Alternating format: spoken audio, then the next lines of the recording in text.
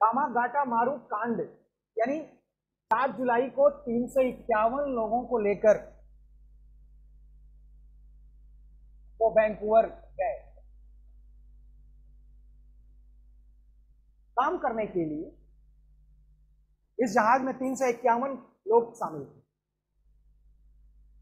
गुरजीत सिंह सबको लेकर जा रहे थे। जब वहां पहुंचे तो वहां की सरकार ने सिर्फ 24 व्यक्तियों को उतरने की अनुमति दी,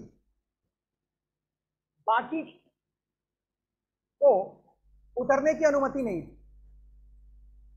क्योंकि अप्रवासी एक्ट के तहत, यानी इमाइग्रेटेड एक्ट वहां का कानून था, जिसके तहत वहां इन्हें उतरने की इजाजत नहीं दी गई। सिर्फ 24 लोगों को ही उतरने की इजाजत दी गई। जहाज जब कलकत्ता वापस आया, बाकी लोगों को लेकर जहाज जब कलकत्ता वापस आया तो बंदरगाह पर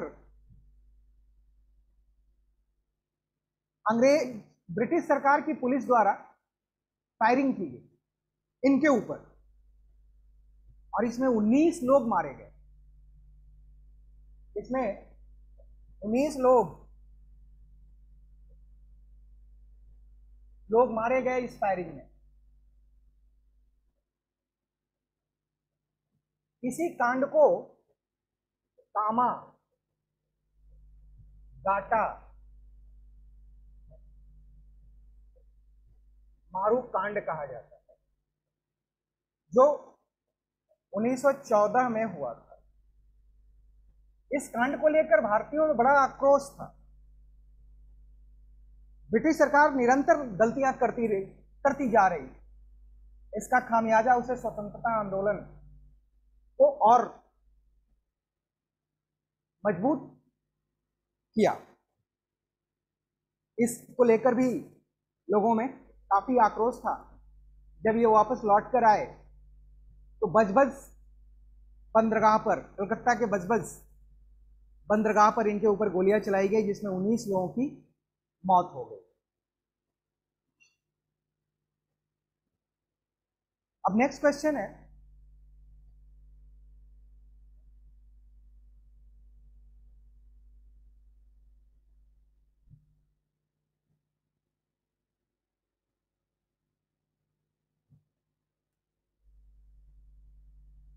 किस संगठन को प्रशांत तट का हिंदी संघ भी कहा जाता है? किस संगठन को प्रशांत तट का हिंदी संघ भी कहा जाता है?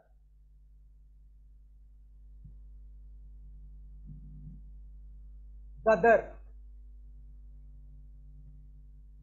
संगठन।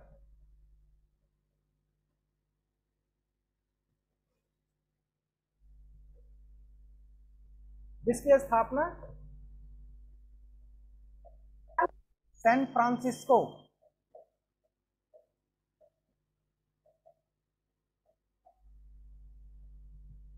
फ्रांसिस्को में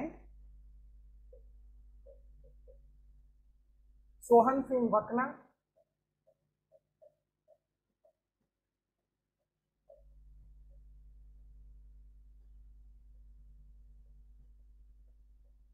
लाला हरदयाल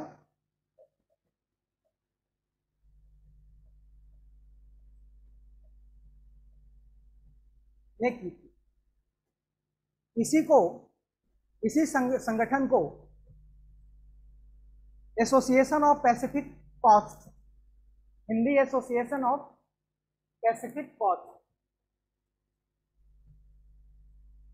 हिंदी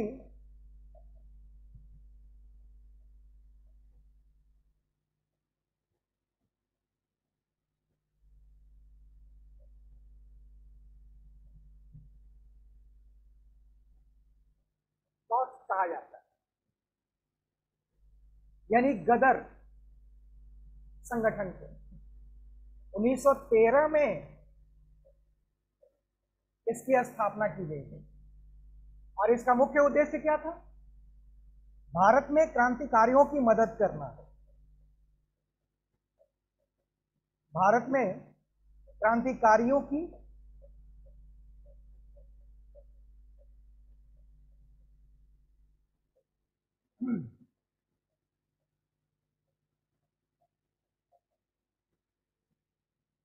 ये भारत से बाहर रहकर भारत में क्रांतिकारियों की मदद करना चाहते थे। इन्होंने समाचार पत्र भी निकाला, हिंदुस्तान गदर। हिंदुस्तान गदर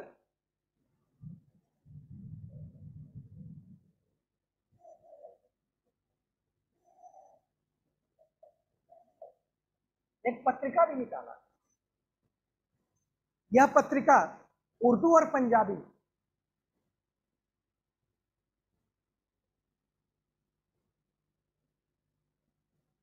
उर्दू और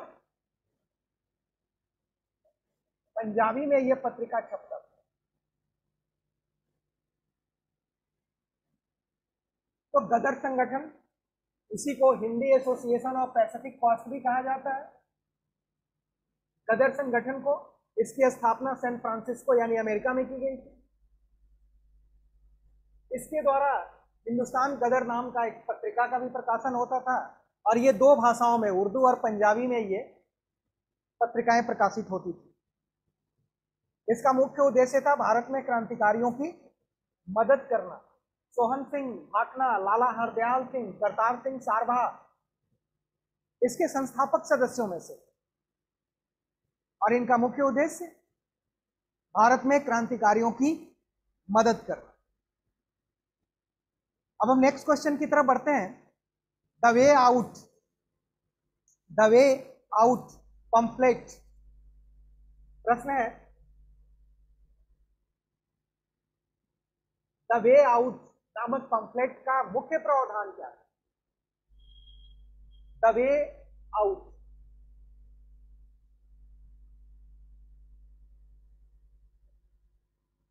द वे आउट पंपलेट। सबसे पहले तो ये सी राजा गोपालचारी द्वारा जारी किया गया था। सी राजा गोपाल चारी द्वारा ये जारी किया गया था। इसका मुख्य उद्देश्य ये था कि केंद्रीय कार्यकारी परिषद में, केंद्रीय कार्यकारी परिषद में गवर्नर जनरल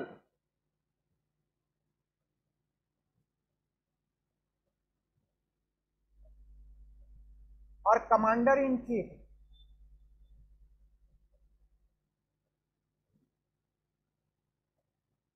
यानी केंद्रीय कार्यकारी परिषद में गवर्नर जनरल और कमांडर इन चीफ को छोड़कर बाकी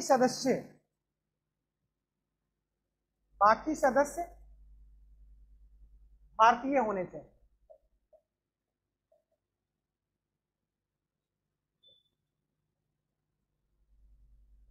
भारतीय होने चाहिए।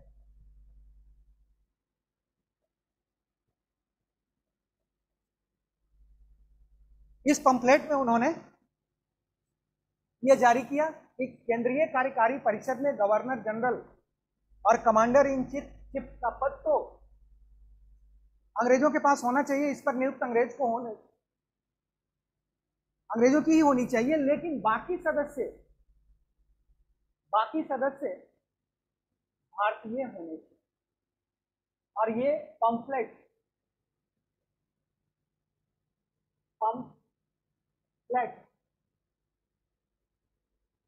श्री राजा गोपालचारी द्वारा ये जारी किया गया था। The way out, the way out. अब नेक्स्ट क्वेश्चन की तरफ हम बढ़ते हैं। नेक्स्ट क्वेश्चन है, कैबिनेट सचिवालय का मुख्य कार्य, कैबिनेट सचिवालय का मुख्य कार्य क्या है? कैबिनेट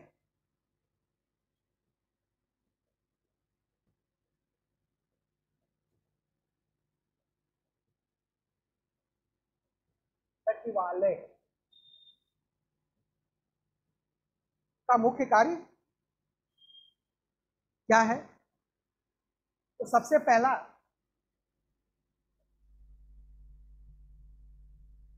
कैबिनेट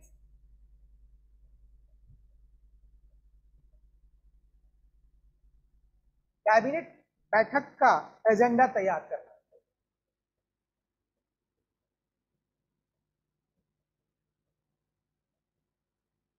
एजेंडा तैयार करना,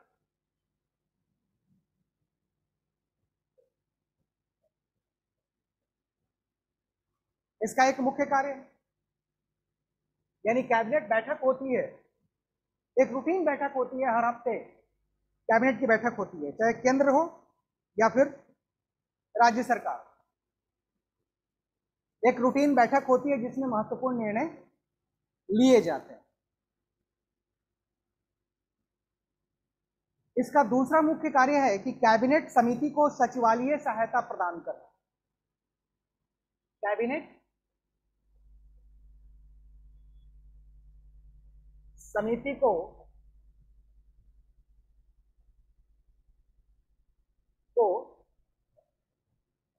सचिवालयीय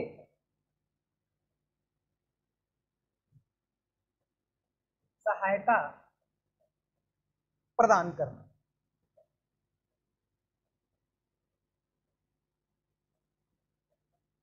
इसका मुख्य कार्य एक तो कैबिनेट बैठक का एजेंडा तैयार करना और दूसरा कैबिनेट समिति के सचिवालयीय सहायता को सचिवालयीय सहायता प्रदान करना। इसके अतिरिक्त कैबिनेट सचिव कैबिनेट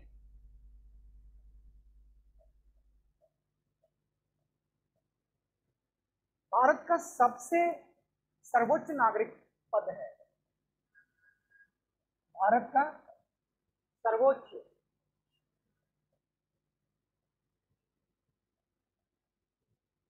नागरिक पद है। यानी सिविल पोस्ट में इससे बड़ा पोस्ट और कोई नहीं है।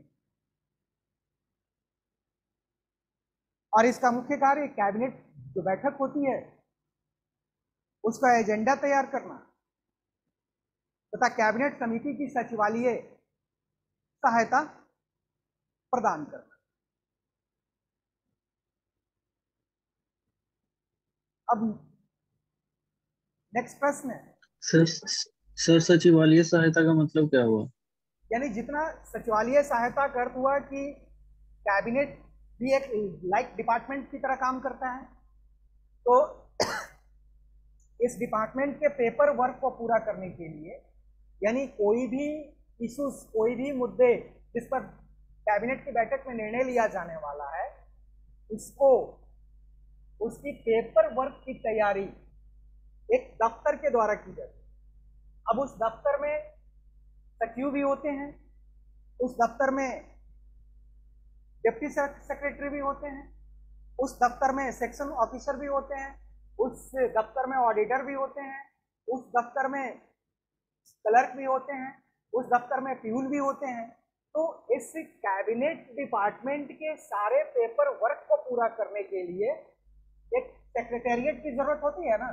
अभी जो हर राज्य में या फिर केंद्र का सचिवालय है, तो सचिवालय में क्या होता है, जो भी निर्णय लिए जाते हैं, जो भी निर्णय लिए जाता है उसकी पहले पूरी ड्राफ्टिंग की जाती है। तो ये ड्राफ्टिंग की जो जिम्मेदारी है, ड्राफ्टिंग की जो जिम्मेदारी है वो इस कैबिनेट सेक्रेटेरिएट की होती है।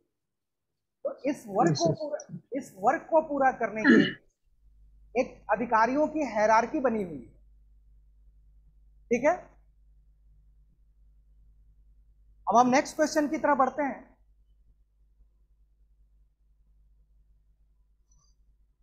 नेक्स्ट क्वेश्चन है कि लोकसभा और राज्यसभा के बीच किसी विधेयक को लेकर गतिरोध उत्पन्न होने पर संसद का संयुक्त अधिवेशन बुलाया जा सकता है। यानी किस प्रकार के विधेयक पर, दरअसल किस प्रकार की विधेयक पर ये बुलाया जा सकता है? तो सबसे पहले संयुक्त अधिवेशन,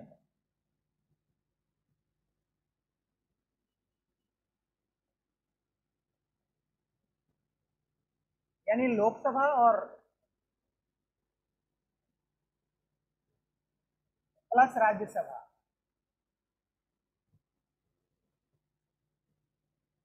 की बैठक एक साथ होगी। लोकसभा और राज्यसभा ये दोनों की बैठक एक साथ होगी। इसका प्रावधान संविधान के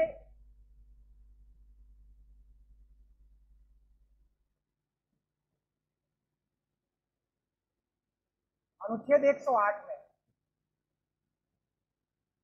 अब इसमें प्रश्न है कि किस प्रकार के विधेयक। तो विधेयक को अगर हम देखें तो एक है साधारण विधेयक,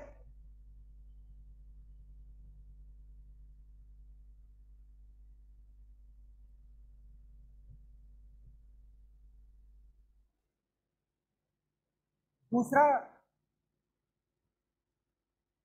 धन विधेयक,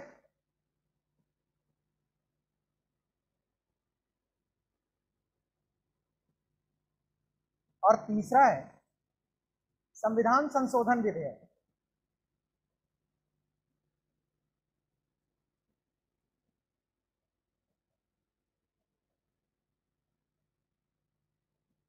संविधान संशोधन विधेयक, ये तीन विधेयक हैं, साधारण विधेयक, वन विधेयक और संविधान संशोधन विधेयक। तो वन विधेयक और संविधान संशोधन विधेयक, यानी वन विधेयक और संविधान संशोधन विधेयक पर अगर लोकसभा और राज्यसभा में किसी प्रकार का कोई गतिरोध उत्पन्न होता है तब भी संयुक्त अधिवेशन नहीं बुलाया जा सकता। संयुक्त अधिवेशन सिर्फ साधारण विधेयक पर अगर किसी प्रकार का गतिरोध उत्पन्न होता है तब संविधान के अनुच्छेद 108 के तहत राष्ट्रपति संयुक्त अधिवेशन कॉल करते हैं। ठीक है, तो ये धन विधेयक और संविधान संशोधन विधेयक पर संयुक्त अधिवेशन नहीं बुलाया जा सकता है। संयुक्त अधिवेशन की व्यवस्था सिर्फ और सिर्फ साधारण विधेयक के लिए ही बनाई है। अब हम नेक्स्ट क्वेश्चन की तरफ बढ़ते हैं।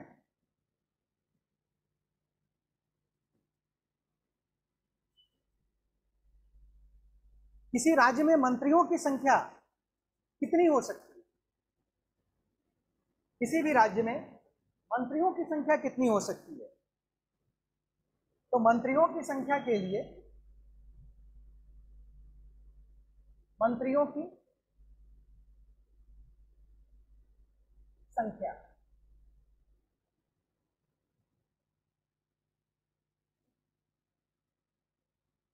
तो कुल विधानसभा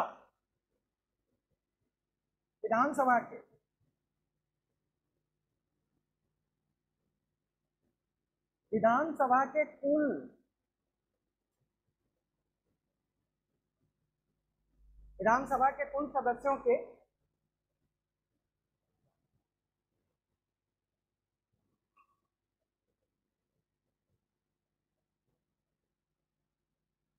कुल सदस्यों के 15% से अधिक नहीं होना चाहिए। 15% से अधिक नहीं होना चाहिए।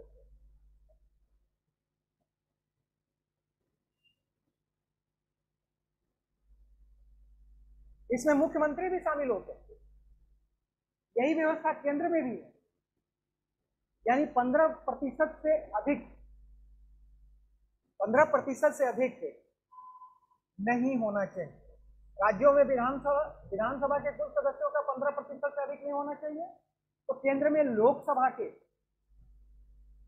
कुल सदस्यों के 15% से अधिक नहीं होना चाहिए। और ये 91वें संविधान संशोधन, 91वें संविधान संशोधन के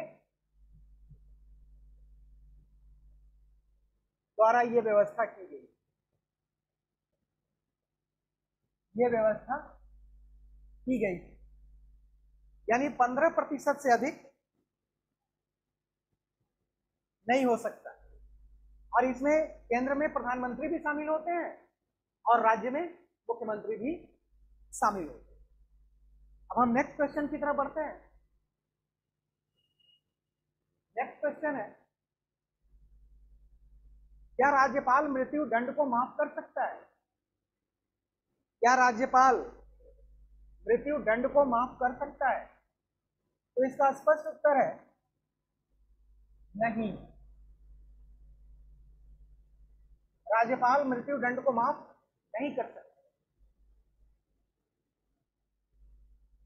जबकि राष्ट्रपति कर सकता है। राष्ट्रपति कर सकता है।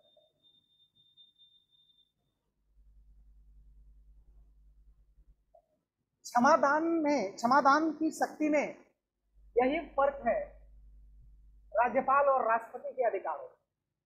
राज्यपाल मृत्यु दंड को माफ नहीं करता, माफ का अर्थ यानी इसे सभी आरोपों से मुक्त कर देना, जबकि राष्ट्रपति के पास ये अधिकार है। माफ का अर्थ क्या हुआ कि सभी आरोपों से मुक्त कर देना। राष्ट्रपति ऐसा कर सकते हैं, लेकिन राज्यपाल ऐसा नहीं कर सकते। तो राज्यपाल क्या कर सकते हैं? राज्यपाल सिर्फ मृत्यु दंड के स्वरूप को बदल सकते हैं। मृत्यु दंड के स्वरूप को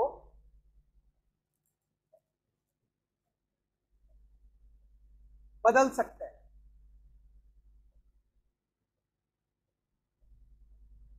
यही कर सकते हैं।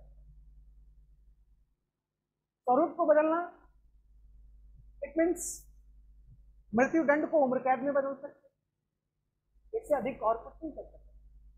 जबकि राष्ट्रपति उस व्यक्ति को माफ कर सकते हैं, सभी आरोपों से मुक्त कर सकते हैं। तो राज्यपाल बाकी जितने भी अधिकार हैं क्षमादान से संबंधित, उसमें राष्ट्रपति और राज्यपाल के बराबर के अधिकार, बराबर की शक्तियां हैं। लेकिन मृत्यु दंड के संदर्भ में राज्यपाल सिर्फ स्वरूप को बदल सकते हैं, जबकि राष्ट्रपति माफ कर सकते हैं। इसके अतिरिक्त अगर सेना द्वारा कोई सजा दी गई है अपने अधिकारियों की, अपने सैनिकों की, तो उस आरोप से भी सैनिक को मुक्त कर सकते हैं। यानी सेना के द्वारा दिए गए दंड में किसी प्रकार का कोई हस्तक्षेप करने का अधिकार राज्यपाल को नहीं। राज्यपाल सेना के द्वारा दिए गए दंड में किसी भी प्रकार का हस्तक्षेप नहीं कर सकते। अब हम नेक्स्ट क्वेश्चन की तरफ बढ़ते हैं। नेक्स्ट क्वेश्चन,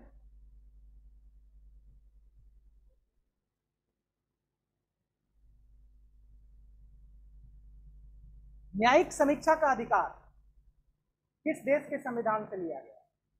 न्यायिक समीक्षा यानी जुडिशियल रिव्यू, जुडिशियल रिव्यू का अधिकार अमेरिका के संविधान से लिया गया। अमेरिका के संविधान से लिया गया है।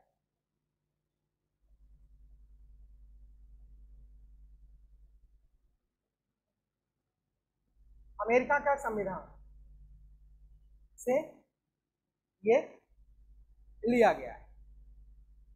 जुडिशियल रिव्यू यानी सरकार के द्वारा कोई भी कार्य, सरकार के द्वारा कोई कानून बनाया गया, यहां तक कि सुप्रीम कोर्ट के द्वारा लिए गए निर्णय की भी समीक्षा करने का अधिकार सुप्रीम कोर्ट के पास है। और यह व्यवस्था अमेरिका के संविधान से लिया गया। अब हम नेक्स्ट प्रश्न की तरफ बढ़ते हैं। नेक्स्ट क्वेश्चन है कि भारत के मानक समय, भारत के मानक समय और ग्रीनविच में कितना अंतर है? आप सबको पता होगा कि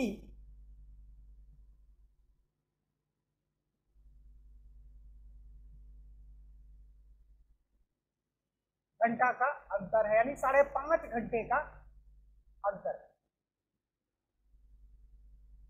क्योंकि भारत के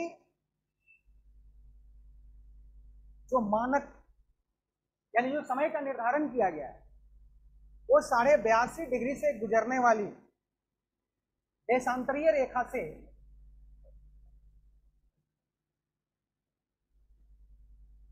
इसका निर्धारण किया गया है, जो बेसिकली नैनी से गुजरती है। नैनी से गुजरती है 82.5 डिग्री, यानी भारत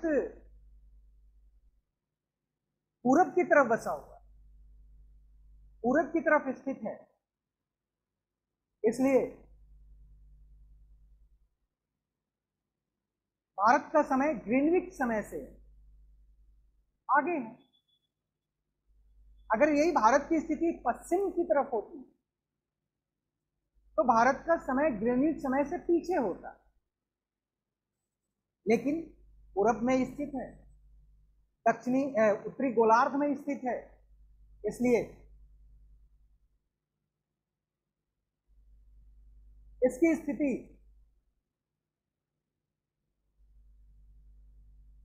थोड़ी अलग है और इसका समय ग्रीनविच समय से 5.5 घंटा अलग है, क्योंकि अंतर 82.5 डिग्री का है। 82.5 डिग्री को, और हम जानते हैं कि एक देशांतर से दूसरे देशांतर तक पहुंचने में 4 मिनट का समय लगता है। अगर 82.5 डिग्री को 4 मिनट से हम 4 से अगर मल्टीप्लाई करेंगे तो 5.5 घंटे का अंतर स्पष्ट होता है कि भारत का समय ग्रीनविच समय से 5.5 घंटे आगे, क्योंकि ग्रीनविच समय से और भारत की जो स्थिति जहां से भारत के का मानक समय लिया गया है उसमें 82.5 डिग्री का अंतर है। अब हम नेक्स्ट क्वेश्चन की तरफ बढ़ते हैं। नेक्स्ट क्वेश्चन है, वह कौन सा महत्वपूर्ण अक्षांश भारत को 2 भागों में बांटता है? वह कौन सा महत्वपूर्ण अक्षांश 2 भागों में, भारत को 2 भागों में विभाजित करता है? अगर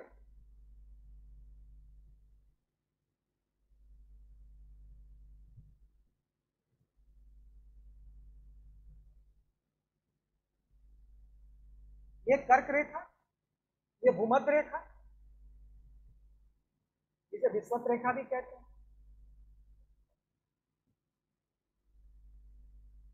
ये कर्क रेखा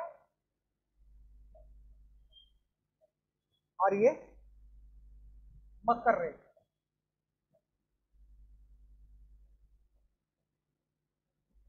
यानी ट्रॉपिक ऑफ कैंसर और ट्रॉपिक ऑफ कैप्रिकॉर्न, ये साइज 23.5 डिग्री नॉर्थ, ये 23.5 डिग्री साउथ।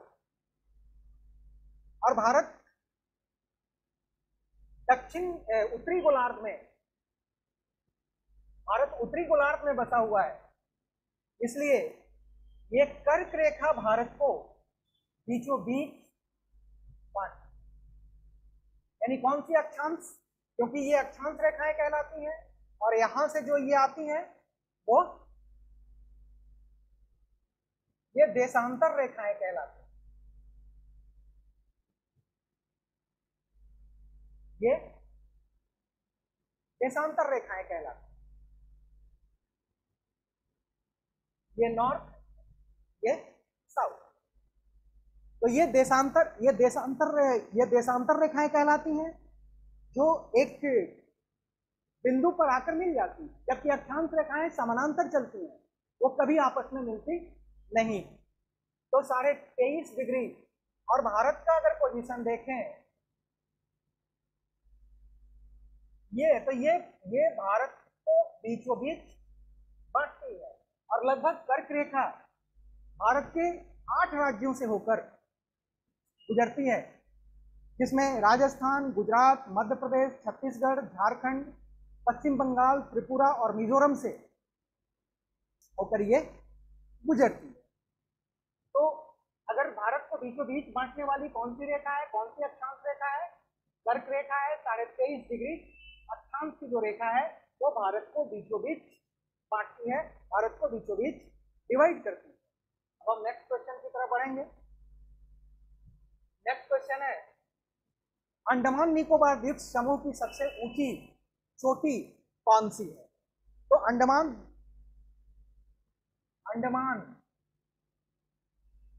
निकोबार की सबसे ऊंची चोटी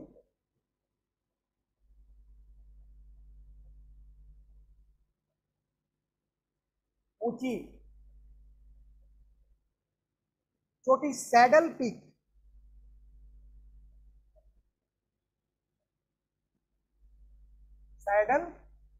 पीक, ये अंडमान निकोबार की सबसे ऊंची चोटी। अब हम नेक्स्ट क्वेश्चन की तरफ बढ़ते हैं।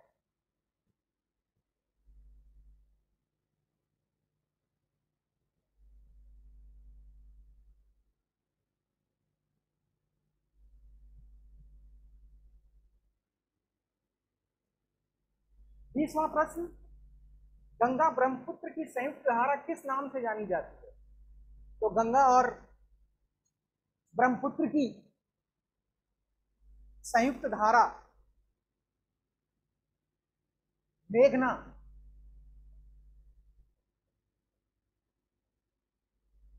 नदी के नाम से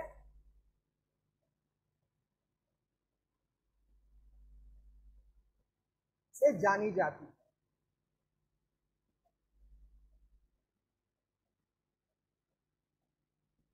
मेघना नदी, ये गंगा और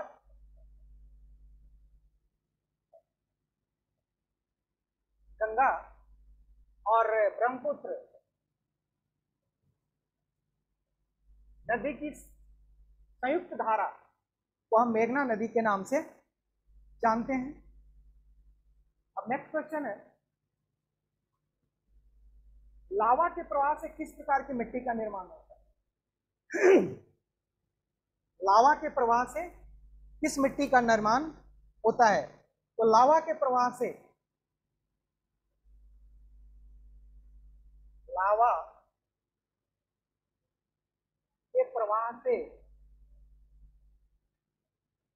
काली मिट्टी,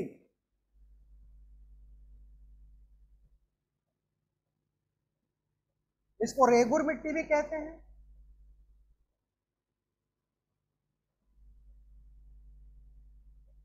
यानी लावा के प्रवाह से बनने वाली मिट्टी का नाम रेगुर मिट्टी है, या फिर ये काली मिट्टी कहलाती है। और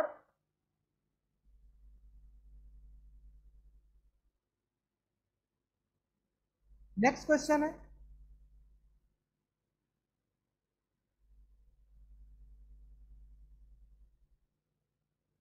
डॉल्फिन नोज के पीछे कौन सा बंदरगाह?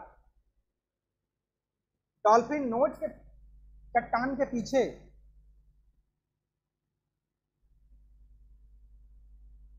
विशाखापट्टनम, डॉल्फिन नोज चट्टान के पीछे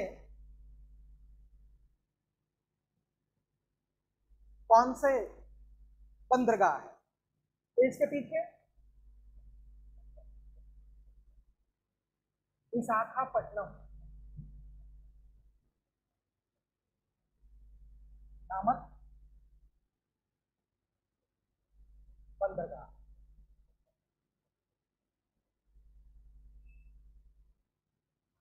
ये आज के वर्कशॉप का अंतिम प्रश्न था।